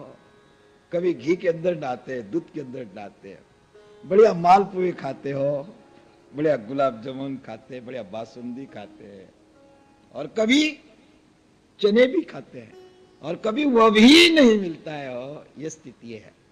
कभी फूलों को शैया पर सोते हैं, आजकल डनलप है, पहले जमाने में बढ़िया फूल की शैया बनती थी, फूलों का बिस्तर और वहां मस्ती से सोते थे। कभी फूल की शैया है और कभी कांटों की शैया है, कभी ऐसे ही मस्ती से गुजार भी देते हैं, लेकिन उनके मन पर किसी प्रकार का प्रभाव पड़ता नहीं। तो बैठे हैं मस्ती से, तो कहा रहा है कि देखो ये बढ़िया तगड़ा है, बहुत अच्छा काम आएगा। उसको उठाया है और उठा करके ले चले, पालके में जोता है। जब पालकी चल पड़ी तो जब रास्ते में किड़ी मकोड़े कुछ आता है, जानवर आता है, तो उछल करके चलते हैं। जब वो उछलते हैं तो अंदर राजा को कष्ट होता है, तो वो अंदर से कहता है ठीक चलो, मुझे कष्ट होता है। तो 3 तो नौकर है, वो घबराते थे कि राजन हम नहीं ऐसा करते हो, ये जो नया आया है उछल उछल के चलता है, कभी रुक जाता है, कभी भागता है, हम क्या करें। तो उसने अंदर से कहा कि ऐ, तुम्हें बड़ा बोझ हो रहा है ना, तुम्हें ठीक करना होगा। तब जड़ भरत महात्मा कहते कि ऐ, तुम मुझे ठीक करने वाले कौन होते हैं? तुम अपने को राजा समझ रहे हैं, लेकिन एक समय ऐसा भी आ सकता है तुम्हें मैं पराजित कर दूं और मैं राजा बन जाऊं। मैं पालके में बैठ सकता हूं, तुम्हें कहार बना सकता हूं। ऐ पालके में बैठने वाले, जिसको तुम सत्य समझ करके चल रहे हो, यह संसार मिथ्या है। मिथ्या किसको कहते हैं? ना सत है ना असत है। सत और असत दोनों से जो विलक्षण पदार्थ है उसको कहते हैं मिथ्या, उसको कहते हैं मिथ्या। अब ज्यादा नहीं बोलता हूं, उसको उपदेश दिया है। जब बढ़िया उपदेश देने लगे यार यार यार कोई गड़बड़ हो गई। किसी महापुरुष को मैंने अपने पालकी में जोत दिया, नीचे आए हैं, उसको साष्टांग दंडवत राजा करता है, भगवान क्षमा कर देना। मैं इंद्र का जो वज्र है उसको भी नहीं डरता, शिव को शूल को नहीं डरता, त्रिशूल को नहीं डरता। लेकिन किसी महापुरुषों के मुख से यदि कुछ निकल गया, उसको भगवान डरता हूं। भगवान आपको बहुत कष्ट दिया, आपको बोझ हुआ ना, तो कहते बोझ किसको हो सकता है? यह भी मिट्टी का शरीर, पंच महाभूतों का शरीर, आपका भी मिट्टी का शरीर, आपका पंच महाभूतों का शरीर। एक मिट्टी दूसरी मिट्टी को ढोने से उसका कुछ भी होता नहीं। बहुत बड़ा सुंदर उपदेश दिया, मूल में आप उसको देख लेना। उपदेश देने के बाद वो कृत्य हुआ और वहां से चल पड़ा। महापुरुषों के चरणों में जाने के बाद निश्चित शांति मिलती है, आराम मिलता है। इसलिए हमेशा सत्संग करा करो। सत्संग के द्वारा खराब प्रारब्ध भी ठीक हो जाता है। याद रखना, सत्संग के द्वारा जो अपना खराब मलिन प्रारब्ध है वह भी ठीक हो जाता है। ये कहानी है, एक बहुत विद्वान पंडित थे, राजगुरु थे। उनको लड़का हुआ, उनका जन्म पत्रिका बनाया उसने और जन्म पत्रिका किसी आचार्य के द्वारा पढ़ाई। हमारे लिखा है कि अपना जो होता है उसके जन्म पत्रिका खुद नहीं निकालो, दूसरे के द्वारा करवाओ और उससे भविष्य का ज्ञान करवाओ। जब भविष्य देखा उसने तो उसने कहा कि राजन, पंडित जी, आचार्य श्री, लड़का अच्छा पैदा तो हुआ लेकिन ये चोर निकलेगा। बड़ा कष्ट हुआ कि अरे अरे अरे, मैं राजगुरु हूं, सारे राजा महाराजा आकर के मेरे चरणों में झुकते हैं और मेरा लड़का चोरी करेगा, क्या ये जिंदगी है? दुखी है। तो एक महात्मा वहां से गुजर रहे थे। जब महात्मा को देखा, पंडित जी दौड़ते दौड़ते आए, नमस्कार किया और महात्मा को, भगवान एक कृपा करना मेरे ऊपर, आप मेरे घर में आज भिक्षा लेना, भोजन लेना, ताकि मैं पवित्र हो सकूं। आपकी थोड़ी सी भी सेवा करूंगा तो मैं अपने को कृतकृत्य मानूंगा। महात्मा मस्ती में थे, तो चलो कोई बात नहीं। पंडित जी के घर में गए, बढ़िया भोजन बनाया, उनके सामने रखा है और वो खुद सेवा करते हो। महापुरुष घर में है तो नौकरों के द्वारा नहीं करो, नौकर होने चाहिए, बहुत अच्छा है। मैं भगवान से प्रार्थना करता हूं आपके पास नौकर चाकर जाहो जलाल, खूब धन दौलत हो, लेकिन यदि महापुरुष आता है खुद उसकी सेवा करना। आगे भगवान कृष्ण जो जगत गुरु है, भगवान है, हमारे है, लेकिन ब्राह्मण घर में जाने के बाद खुद उसकी सेवा करते हैं, खुद उनको भोजन परोसते हैं, पास में पंखा हिलाते हुए उनको प्यार से खिलाते हो। ये बड़प्पन है। आज महापुरुष जाने के बाद नौकरों को लोग ऑर्डर देते थे, नौकरों को खिलाते हैं और कहते अच्छा महाराज आप चलो। नहीं नहीं नहीं नहीं, ये धन की शोभा नहीं, ये कुल की शोभा नहीं। जाने के बाद उसका जो व्यवहार है, महात्माओं का प्यार देखने के बाद उसका कुल का पता चलता है। महात्माओं के सामने ऐश्वर्य नहीं दिखाना, उसको उनके सामने ऐश्वर्य कुछ भी होता नहीं हो। विरक्तस्य तृणवत् जगत, वो ऐश्वर्य को समझता क्या है, देखता है तो सारी अष्ट विद्या सिद्धियां उसकी पास में आ जाती हैं, लेकिन उसको भी ठुकरा देते हो। रामायण की एक कथा है ना, जिसमें प्रभु राम चित्रकूट चले गए और उसके बाद में भरतलाल आए। तो ये तो थोड़े ही थे, भरतलाल के पास बहुत से सेना है, प्रजा है, सब कुछ है। जब भरद्वाज के आश्रम में आए, आने के बाद भारद्वाज ऋषि ने कहा कि भरत, आज आप भी मेरे यहाँ आना, आपकी सेना को बुलाना, आपकी जो प्रजा है उसको बुलाना, सारे के सारे यहाँ भंडारे में भोजन करेंगे। तो भरत कहता है कि अब कैसा करूं, ऋषि है, मेरा एक तो कोई है ही नहीं, 10 नहीं, 15 नहीं, 20 नहीं, ये हजारों है, इनकी छोटी सी कुटिया, कैसे भोजन कराएंगे? ना भी नहीं कह सकते, हाँ भी नहीं कह सकते। हाँ कह दिया। प्रातः काल उन्होंने मंत्री को भेजा, देखो तो सही, सेना भूखी तो नहीं रहेगी। जब मंत्री ने देखा है, इतना बढ़िया तंबू लगे, श्वेत कपड़ों का तंबू लगा है, और वो जो नीचे पटरे रखे हैं, सोने चांदी की थाल है, कटोरिया है। मंत्री कहता कि राजा के घर के अंदर भी मैंने ऐसा देखा नहीं। जब सारे के सारे आए, वहां बैठे, पुरुषोक्त का पाठ हुआ, गीता के 15 अध्याय का पाठ हुआ। अब जिसके मन के अंदर जो खाने की इच्छा थी वही चीज आने लग गया। सोने की व्यवस्था की डल्लब के गद्दे लगे हैं, हिरकन के जैसे आवाज आ रही है। सेना कहने लगी क्या हो, अब आगे क्या जाना, भगवान यही रुक जाओ, बड़ा आनंद है। संकल्प करते हैं, सारे पदार्थ सामने आते हैं। ये केवल कहानी नहीं, सचमुच की चीजें हो, इतिहास है। तो रिद्धि सिद्धि उनके पीछे आती है, लेकिन उसका वो अंगीकार करते नहीं। नते शुरमते बुधा। तो महात्मा को पंडित भोजन कराने लग गए, परोसने लग गए। परोसते परोसते उनकी आंख से आंसू आ गए। महात्मा ने कहा कि पंडित जी, आप विद्वान हैं, राजगुरु हैं, और आपको ये क्या हो गया, आंसू कैसा है? कहते नहीं महाराज, बाहर की तरफ देखा, कचरा चला गया, हवा का झोंका आया, आंसू नहीं पंडित जी, छिपाना नहीं, अंदर कोई कष्ट है। महाराज क्या बताऊं, मैं राजगुरु हूं, बड़े बड़े लोग मेरे पास में आते हैं, लेकिन इस लड़के का भविष्य चोर निकलेगा, क्या मेरी जिंदगानी है? उसने कहा पंडित जी घबराना नहीं, अभी आप जब उसको पढ़ाएंगे तो शुरू से धर्मशास्त्र ही पढ़ाना और कुछ नहीं पढ़ाना। उसको पढ़ाया, जब समय आया, समय काम करता है, वो चल पड़ा।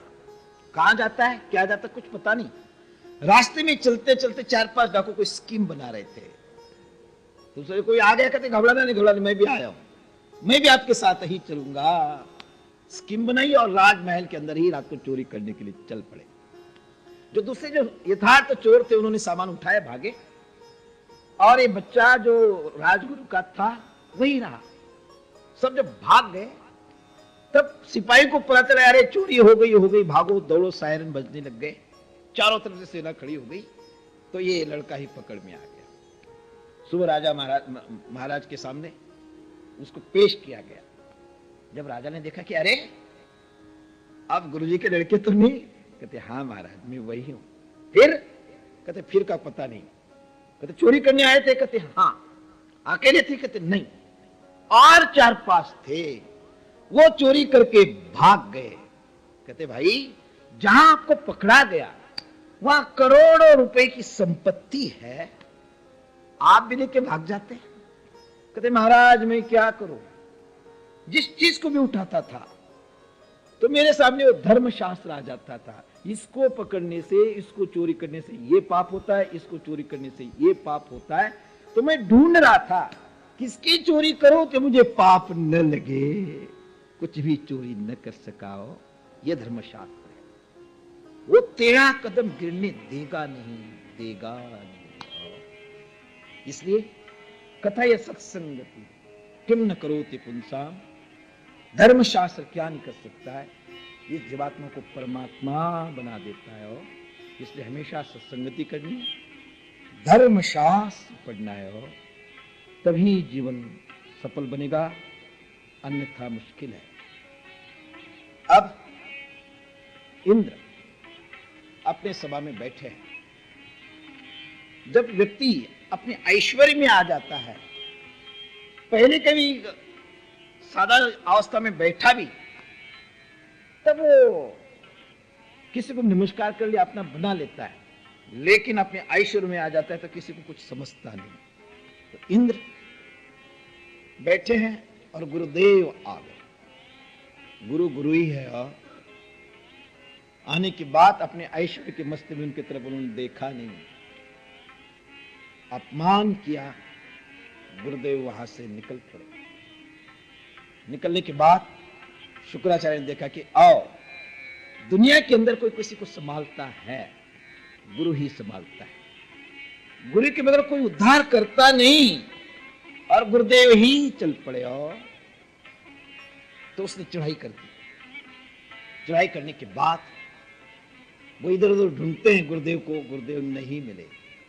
आखिर ब्रह्मा के पास में गए। ब्रह्मा ने कहा कि भाई मैं नहीं संभाल सकता हूं। गुरु रुठ गए, उसको संसार में कहीं भी ठाल नहीं है।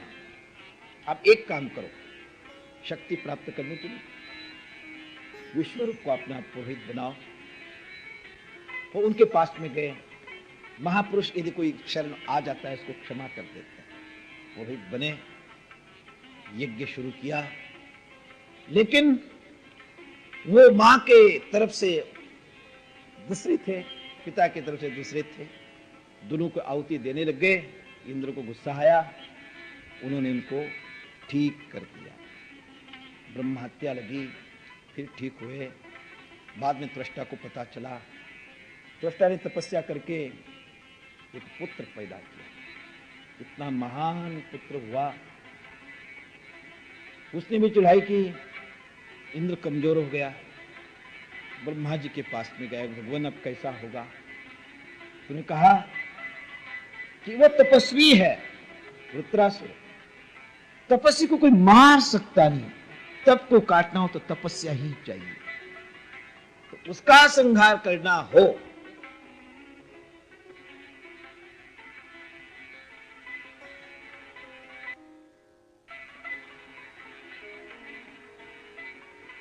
पास में गया।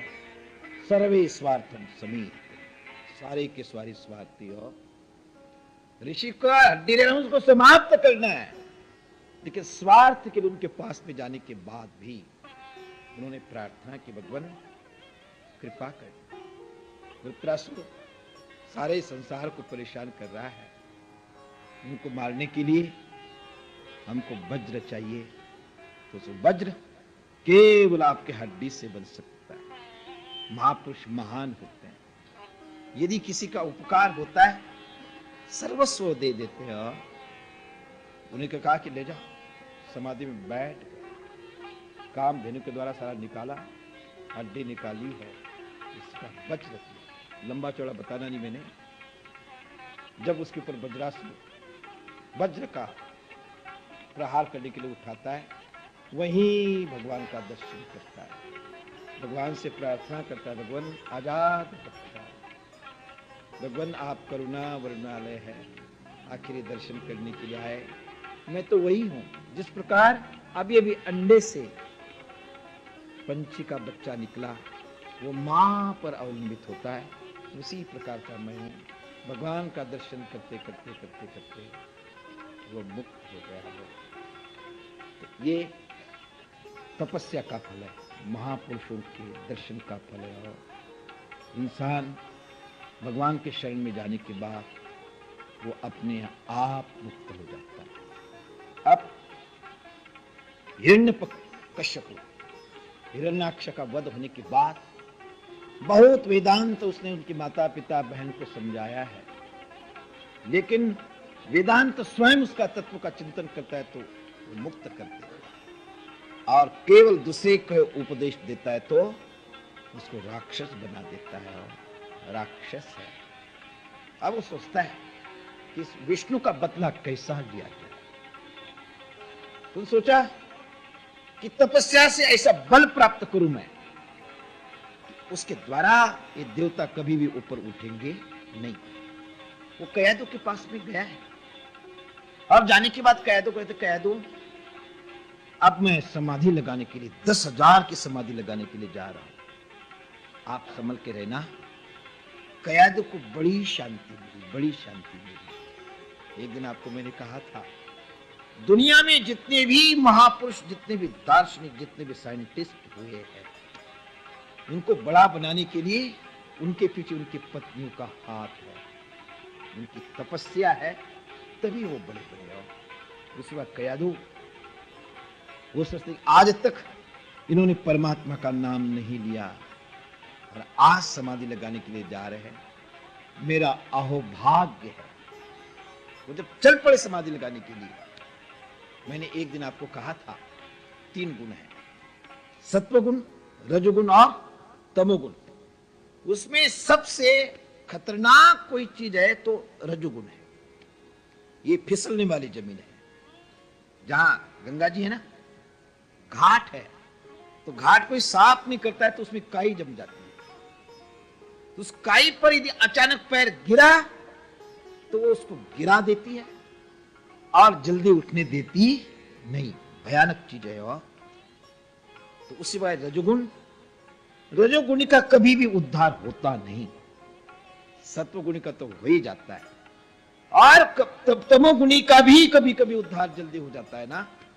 वो जो निश्चय करता है करके छोड़ता है। और राक्षस है, तमोगुणी है, लेकिन यदि कोई सोच लेते हैं लोग तो करके रहते हैं। जब समाधि लगाने के लिए चल पड़े हैं तो देवताओं ने सोचा कि अब क्या होगा, ये समाधि लगाएगा, तपस्वी हो जाएगा, फिर वो किसी के बस के रहेंगे नहीं। आखिरी बृहस्पति के पास में, गुरुदेव के पास में, भगवान कैसा होगा इसको आप ठीक करो। बृहस्पति कहीं बैठे हैं और अब वो संकल्प करने वाले हैं 10,000 समाधि की, 10,000 साल की समाधि की।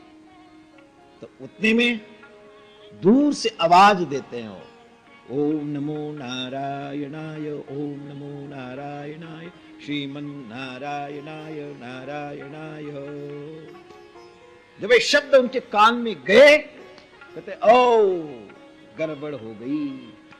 प्रथम ग्रासे मक्षिका पात, भोजन का पहला ही ग्रास लिया लेकिन उसके अंदर मक्खी चल गई, बाहर आ जाता है। मैं शुभ कार्य करने के लिए जा रहा हूं, समाधि लगाने के लिए जा रहा हूं, उतने में ही ये क्या हो गया, अब समाधि नहीं लगाऊंगा, अपशकुन हो गया। और लौट गया। और लौट के आने के बाद जब कयादू ने देखा कि आश्चर्य उसको हो गया कि आज तक ऐसा कभी हुआ ही नहीं। इन्होंने जो सोचा करके आते हैं और 10,000 साल के बाद लौटूंगा बोल के गए और दूसरे दिन लौट के आ गए। उसने पूछा कि भगवान क्या हुआ।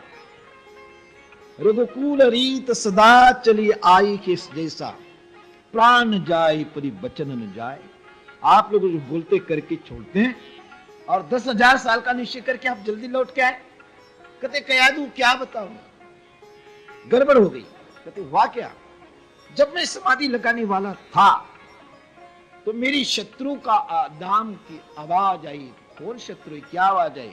तो कैसे नहीं, किसी ने ओम नमो नारायण, जय श्रीमन नारायण नारायण नारायण की आवाज लगा दी। कहते क्या हुआ, क्या हुआ? इस निमित्त से कई दफे परमात्मा का नाम उसने लिवाया। लेने के बाद उसको जो भोजन अच्छा लगता है प्यार से भोजन बनाया, प्यार से खिलाया।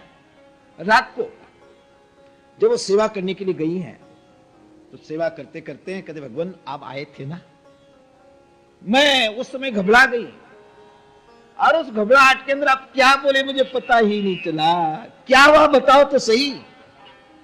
तो उस पूछने के बाद भगवान का नाम लेते लेते लेते उसके पेट में प्रहलाद का गर्भाधान हो गया। परमात्मा का नाम लेते लेते लेते दूसरे दिन वो गया है, समाधि लगाई। इधर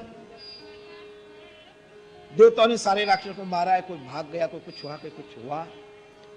बाद में इंद्र की दृष्टि कयादू के ऊपर गई है तो सोचता है कि इसके पेट में राक्षस का अंकुर है, यदि वो बाहर आ गया तो फिर वही का वही हो जाएगा। इसलिए इंद्र ने उस कयादू को उठाया है। साथ में जब ले चला है तब वो चिल्लाती है कि बचाओ बचाओ बचाओ, ये इंद्र मुझे लेके जा रहा है। तब गुरुदेव आ गए, नारद, आने के बाद नारद ने इंद्र को रोका।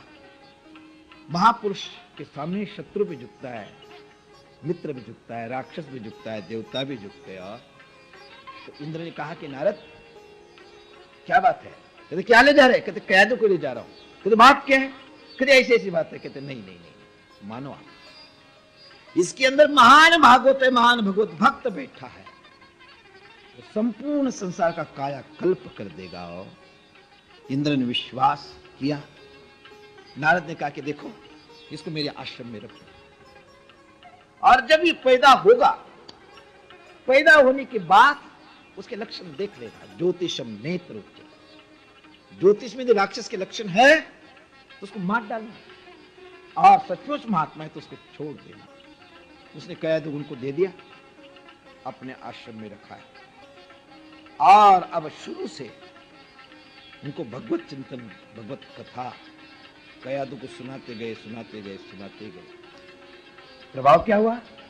है राक्षस का ही बीज, लेकिन सत्संगति ऐसी है, महापुरुषों का संग ऐसा है, राक्षस भी बदल जाता है, राक्षस भी परमात्मा का रूप बन जाता है, संत हो जाता है। और इसमें कोई संदेह नहीं। तो वह अंदर संत बैठे, और बैठने के बाद जब तक उसके पतिदेव आए नहीं तब तक उसकी सुरक्षा की, और जब वो आया है, उसका जन्म हुआ, बहुत खुशी हुई, उसके सारे संस्कार करवाए, और कराने के बाद था तो राक्षस, लेकिन महानता भी उसके अंदर थी। अपने बच्चे के पढ़ाने के टाइम हुआ तो उसने उसको गुरुकुल में भेजा है, और राजा था, अपने पास उनको बुला सकता था, अध्यापकों को पढ़ा सकता था, लेकिन नहीं, प्रजा एक है, प्रजा के अंदर भेदभाव नहीं होना चाहिए। यहाँ गरीब का भी लड़का पढ़ सकता है, धनी का भी लड़का पढ़ सकता है, राजा का भी पढ़ सकता है, रंक का भी पढ़ सकता है। तो उसने गुरुजी के पास, चंडा मर्क के पास भेजा, उसको पढ़ाना शुरू किया है। एक दिन वह घर आया, उसने केवल पढ़ाने के लिए भेजा नहीं, ध्यान भी देता है।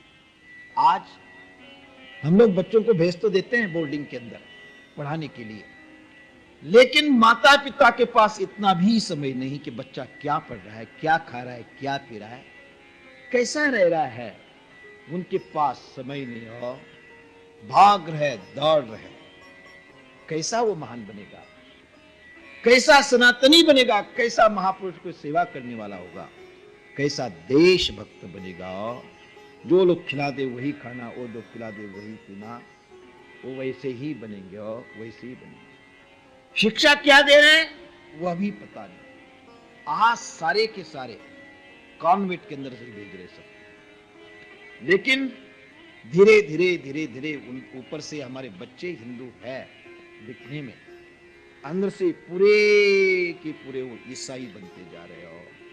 याद रखना, उन लोगों ने तो प्रतिज्ञा की है, मुसलमानों में और ईसाइयों में भी, कि 2000 सन तक पूरे भारतवर्ष को शिक्षा के द्वारा, सेवा के द्वारा हम ईसाई बना देंगे। हम सो रहे। विवेकानंद के वाक्य पर याद रखना, हिंदू यदि 150 साल के अंदर जगेगा तो उसको जिंदा रहना है, नहीं तो समाप्त हो जाएगा। आज की घर घर की स्थिति देखने के बाद कोई भी अपने संस्कारों को नहीं देख रहा है, जब को तब को नहीं देख रहा है, शिक्षा को नहीं देख रहा है, और धड़ाधड़ ईसाइयों के स्कूल में जा रहे हैं और अपने हाथ से डोनेशन दे करके उसको ईसाई बनाते जा रहे हैं। आगे चलकर ऋषि मुनि हमें माफ नहीं करेंगे, माफ नहीं करेंगे। ये जो सदग्रंथ हमारे सामने आए हैं, बहुत बड़ी उनकी तपस्या है। हमारे बच्चे पढ़े, जीवन सुधारे हैं, उनकी तपस्या के सामने हमको नतमस्तक होना पड़ता है। जब ग्रंथ उन्होंने प्रणय किए, लिखे हैं, खाना पीना, उठना बैठना, दुनियादारी सारी भूल गए। और ये कथा यहां उसका कोई संबंध नहीं। सच्ची कथा पाठ जब हमारे वो देव कर रहे, मैं तो समय से कथा कर रहा हूं, बोल देता हूं, बाहर की है। एक संत है, वाचस्पति मिश्र उनका नाम है। बहुत बड़े विद्वान, सारे शास्त्रों पर विद्वत्तापूर्ण उन्होंने लिखा है। उनका एक एक शास्त्र पढ़ेंगे लगेगा ये वेदांती है, ये नैयायिक ही है, इस प्रकार की लिखने लिखते हैं। बचपन की उनकी कथा है, शादी करने की उनकी इच्छा थी नहीं, लेकिन माता पिता ने शादी कर दी। शादी करके घर में आए, पता ही नहीं उनके देवी भी आई है, वो ग्रंथ का प्रणय करते जा रहे, लिखते जा रहे, और जो देवी घर में आई उसकी सेवा करती जा रही, सेवा करती जा रही। 30 साल तक सेवा की उसने। उस जमाने में इलेक्ट्रिसिटी थी नहीं, तेल के दिए जलाए जाते थे, तो जो दिया के बाती है वो जब जलती हैं तो कभी कभी काली मां आ जाती है। रात को 12-1 बजे तक वो लिखते जा रहे हैं, वो काली मां आई है, लाइट कम हो गया, तो रात को 1 बजे उनकी पत्नी, धर्म पत्नी आकर के वो काली मां को उसने हटाया, और हटा करके तेज आ गया, लाइट आ गई, और लिखने में आनंद आया, आंखों को आनंद आया। तब उसने ऊपर उठा आंख उठाकर देखी तो कोई स्त्री बैठी है।